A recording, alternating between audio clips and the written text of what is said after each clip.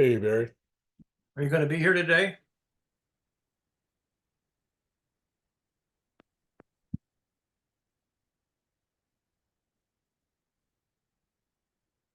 Could you hear me? I can hear you, yes. Question was, are you going to be here today? Yes. Okay. I said I was going to take a hiatus from Saturdays, but not Sundays. All right. Yeah, I couldn't remember the details there. I'm turning on AI Companion. Okay. I'm bringing up some possible notes.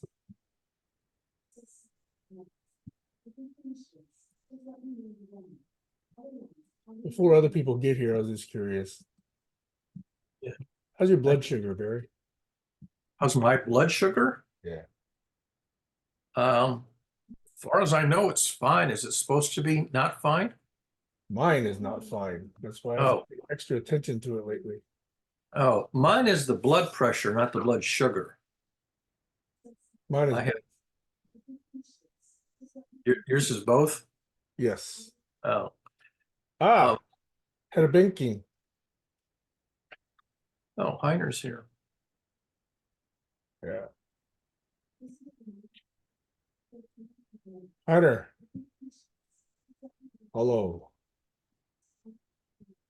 Let's see. And there he is. There's his pretty face. Is Shayna Punnam. Oh, he's got a Martin Luther King t-shirt on. Yes, I'm in good mood. How are you today?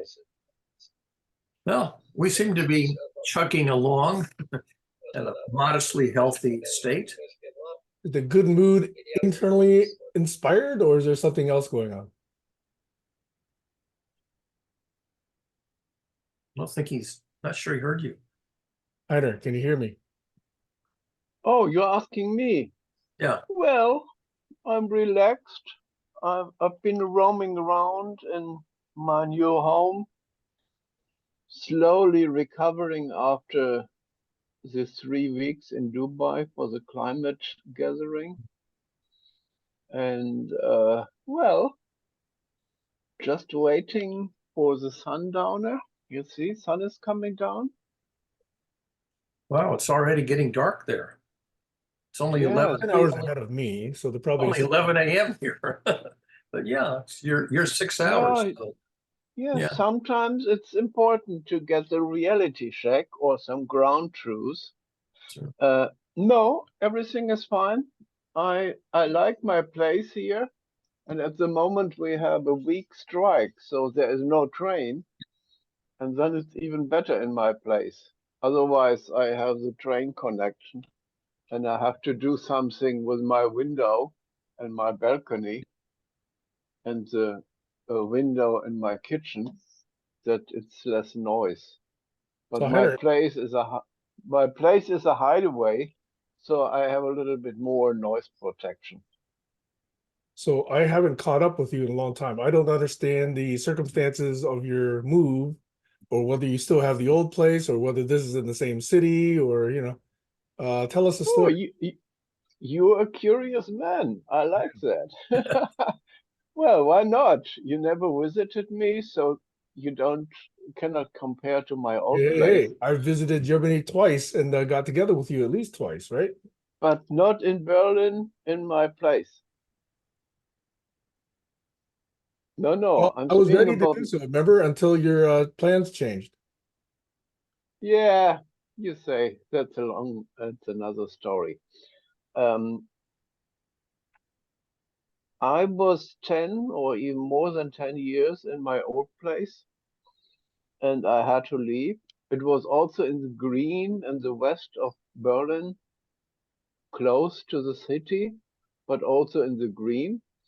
And I was very lucky to find a place, not such in a community of three old people and visitors from all over the place and doing events. It's just a place here for me in a block where maybe 100 of these apartments are, and it's not a gated community, so it's all very free.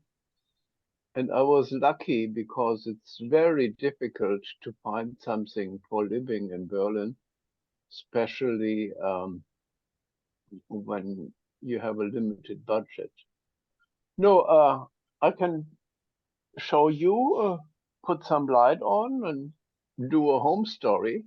No, I'm fine in my place, and I have just much more older people around me because it's something like a place for the elders.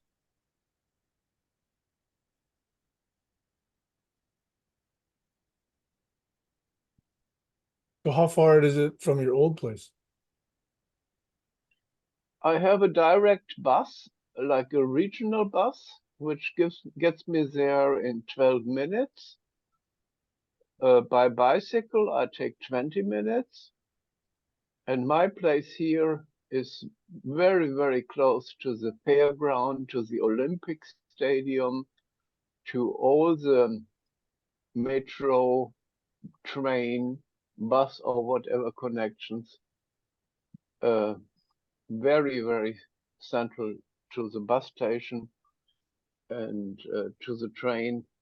So it's all within 15 minutes.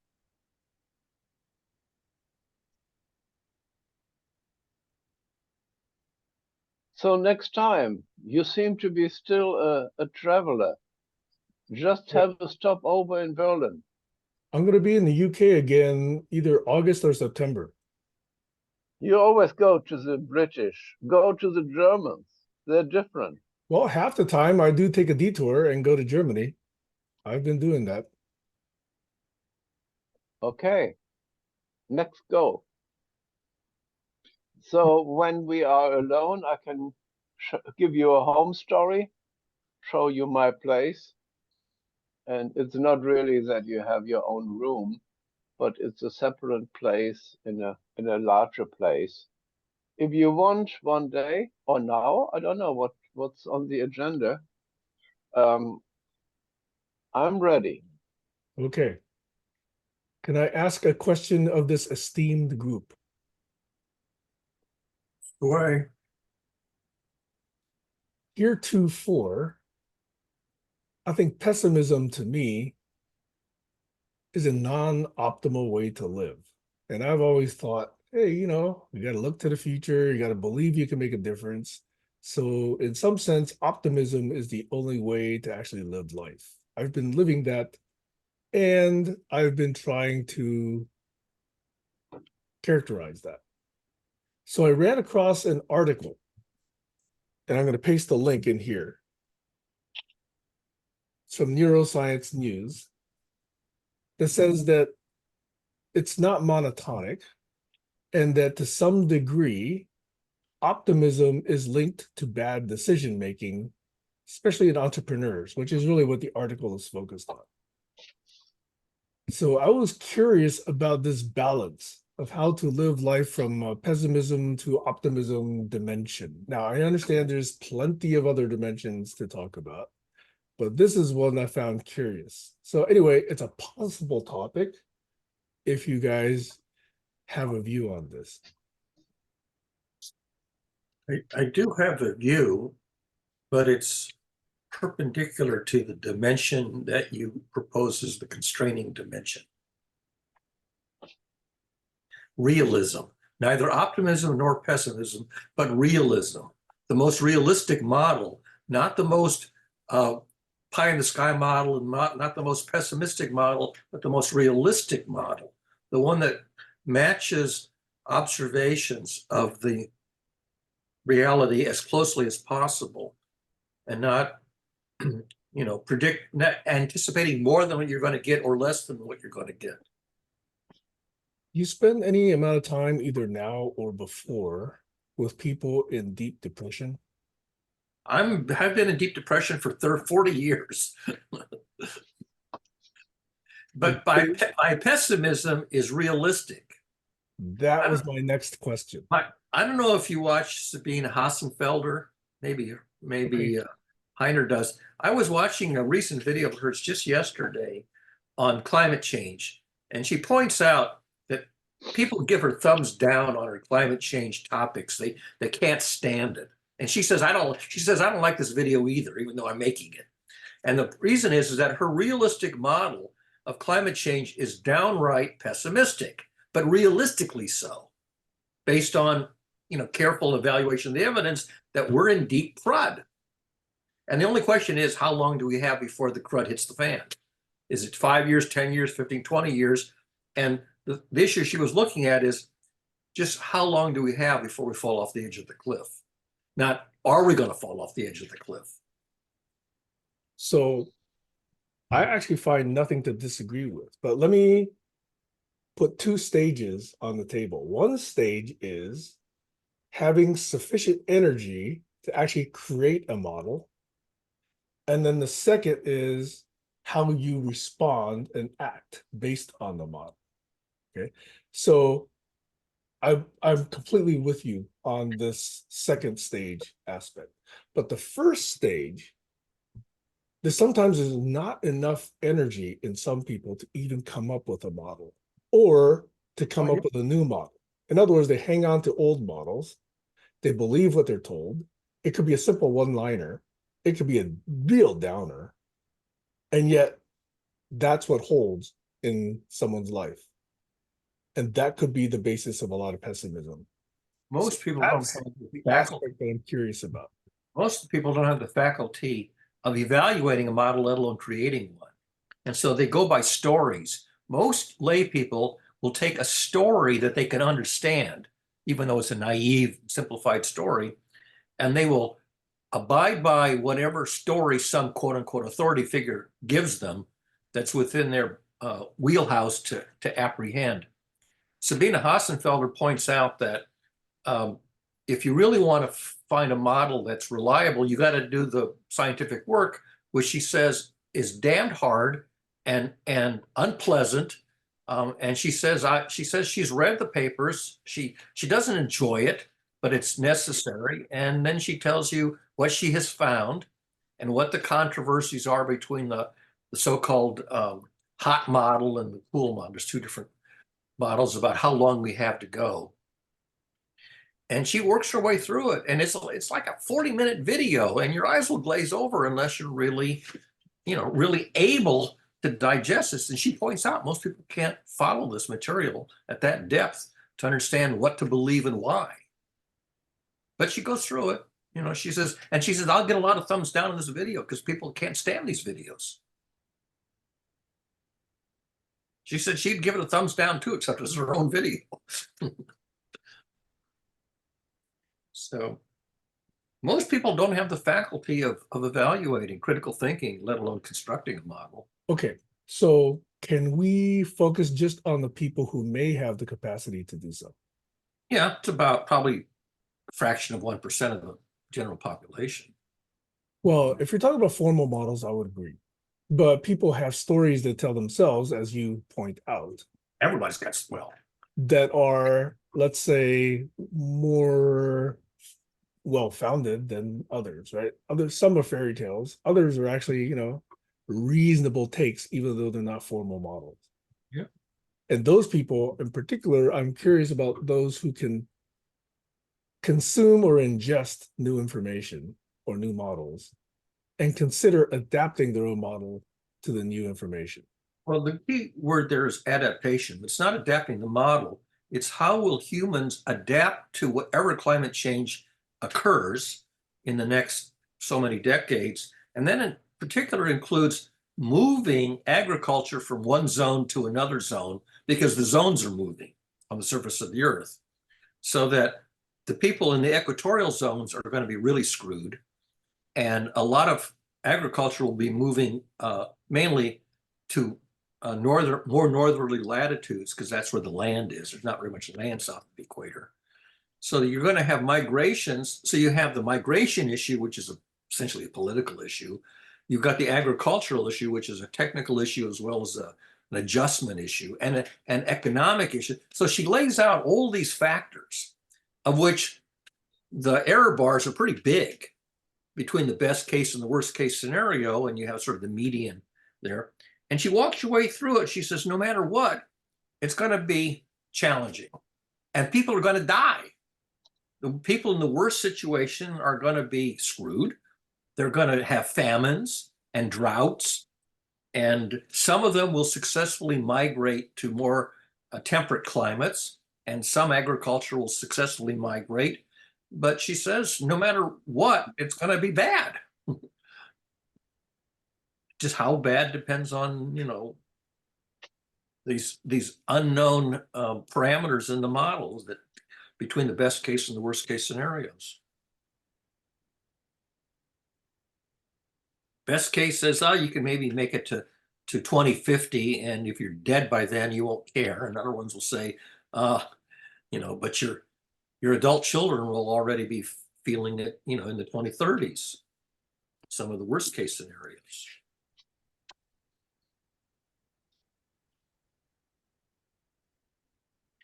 And having watched that video, I can't tell you which one I think is most plausible. It's just there's so many unknown interactions and parameters, and a lot of it's political. A lot of the outfall is basically how people react politically, migrations and stuff like that, and subsidies and who's going to pay for the adaptations, the cost of the infrastructure changes and changing of our diet.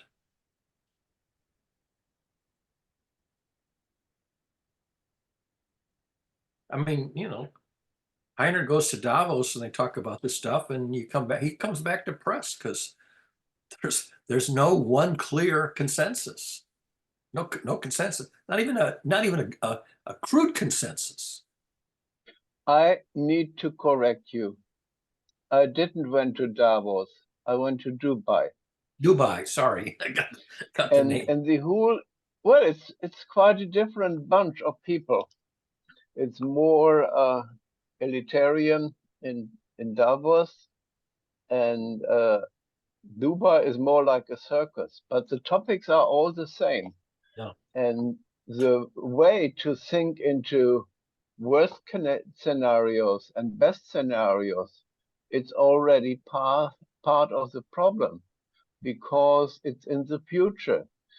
And the worst scenario can be much, much more worse. And it can be, as you already pointed out, can be quite different geographically. So winners are countries like Siberia, when they have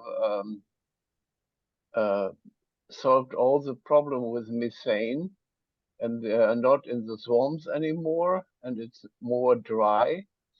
And so the areas for India and Africa and parts of the northern part of South America are really in deep shit. Yeah, and absolutely. That's why I want to say, you see, this is what you are saying here is my thing since nearly 50 years, because I worked on the scenarios and trend extrapolation. And my real concern is that all these numbers like 1 or 2 degrees are bullshit. There can be 7 degrees there and 2 degrees somewhere else. And I think you pointed it out already. But the issue is not just migration, but the infliction of suffering. Yeah. How much suffering is involved.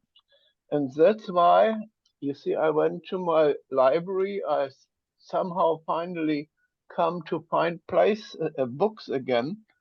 I come to bring up this thing. I mentioned it before. It's called Tao of Science, written by the Chinese Ralph Seo, who was like a fatherly friend. I liked him very much. And he this science called panethics. It is a science of reduction of suffering, infliction of suffering, and through a dukkha to really make it comparable. So all this, what you're raising here, is very much of interest. I know Sabine. Did she do her presentation in English, or was it translated? The one that I saw was recorded in English. And She does when was it recorded? She's got a whole series on YouTube, Heiner. Yeah, Pretty I cool. think it's quite recent, probably within the last week or two. If you Well, really want to know, well, I'd I'm have to go back. present. I have to go back and I'm find it. presently at her page because she is very smart and I think she is very frank and open. Yeah. But it is really so vague what we do with models. Yeah. And It's about all 40 the imponderabilities and feedback circles are not to be considered a real or serious science. It's just a fantasy or it's an extrapolation, and it can be much, much worse, and it can fall back from much worse to much better. And that is a discussion in the background rooms of what the countries can do when they have so different positions. Like if you're a rich country in let's say Singapore, for sure you will come to other decisions like Nicaragua or Mexico. So anyways, this is all fantasy, and I must say I'm totally disillusionized and frustrated, but not pessimistic. I will struggle positively forever, and then I say bye-bye. So, Heiner, I know you've been going to these events, COP and others, for approximately 30 years. Has there been a year, and this is probably a stupid question, but has there been a year where you just said, I'm fed up, it's useless, I'm not going to go this year? Yes, happened many times, but then they somehow screwed me and I had to go because I'm known as one of the elders who are helping out. And so we do gigantic projects. And last time it was really frustrating because I didn't really do all the things I wanted to do and just having to do some trouble fixing or not just spotting, but helping to make it go right. So I was very frustrated, especially with the new decision to go to Baku, Azerbaijan. But I just had this discussion also 2 days ago here at the Green Week, which is around for 75 or 80 years.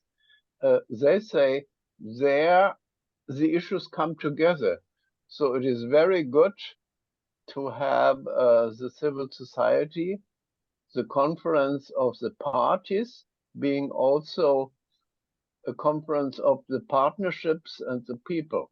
So anyway, I'm struggling with that. I didn't write anything after December, and I'm hoping to one day make it to New York, Boston, Toronto, and that will be probably my last thing, either for the UN High-Level Political Forum in July or the Forum for the Future in September. So this could be my summer this year. Did you mention Boston?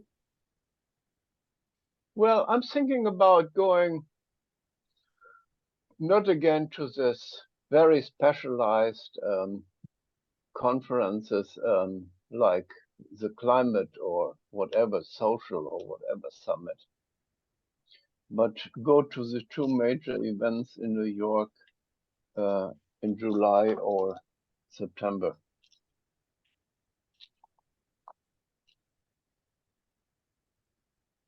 It's New York, and then I go to Marblehead, and then I'm already in Boston, and then with my buddies in Toronto.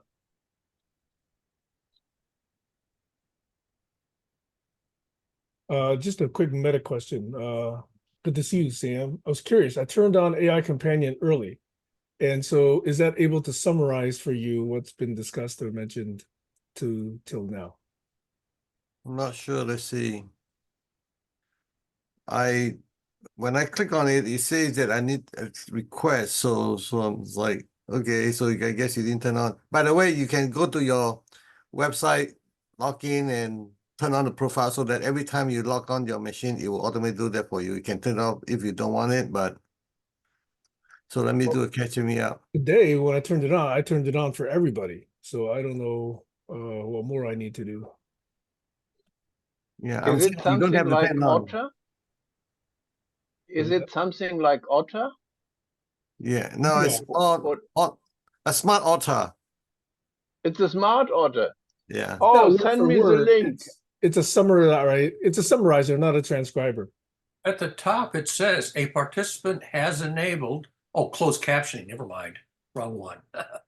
Yeah, this is Can, what I got. I don't know what I don't know, so you need to read it to tell me that I missed this. Is this accurate or is this catch up or whatever? can you send me the link? It's not in my chat yet. No, I sent you in the chat. Is that There's a, right? there's a Yeah. catch me up on AI Companion. That's what I did. Yeah. I came back and Oh, say that based on the meeting transcript, the participant discussion various topic on personal experience, the balance between optimism and pessimism. yeah, Climate change. that's all Okay, good. That's that's all all good. good. So it's Yeah, good. yeah, it worked.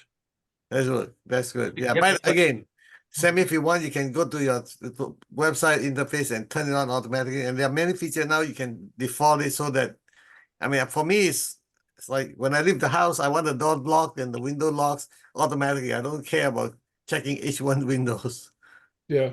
I would prefer to do that also. Yeah.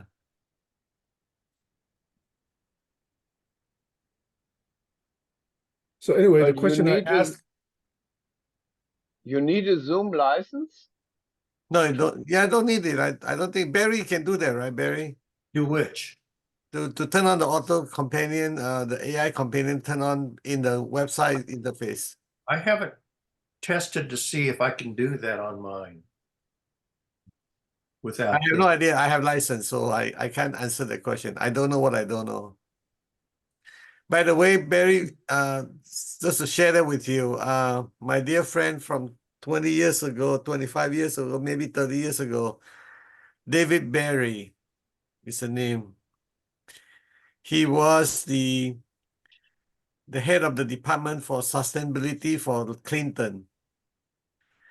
And this year actually, no, it's last year, 2023, last year, he has a big summit for like 2 days he get everybody from around the world and all the top experts in climate changes, all that stuff. So if you're interested in that kind of material, I'll summarize everything for you and I forward it to you, or if you're interested. So it's to me, it's like the top of the top of the top in the American perspective that because he's a big chief moncho for the climate change sustainability thing. So he gathered every top people that he can get. So he get a online climate change discussions. Like it's way beyond me. He's like, but Uh, he's I interested. would I would be very interested to have your summary.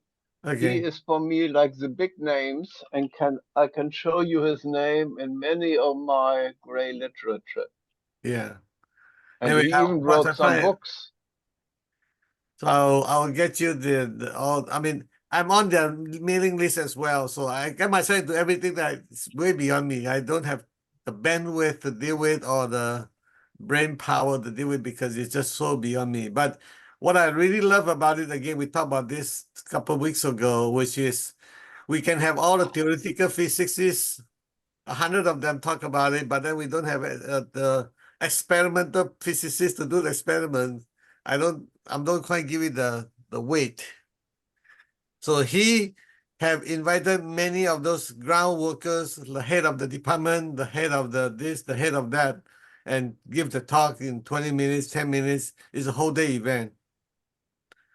I believe I have the recording also, the whole recording, the whole shebang. Yeah, I mean, I capture everything, so I'm not going anywhere until I have the bandwidth for it. So, Heiner, it's yours. I will find it. I will send me the email. You have my email, right?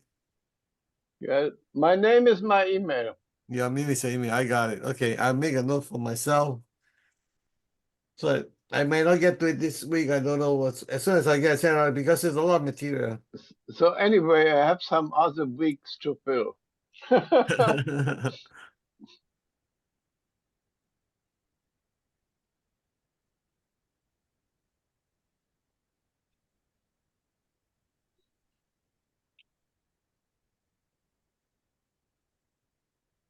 Yeah, the thing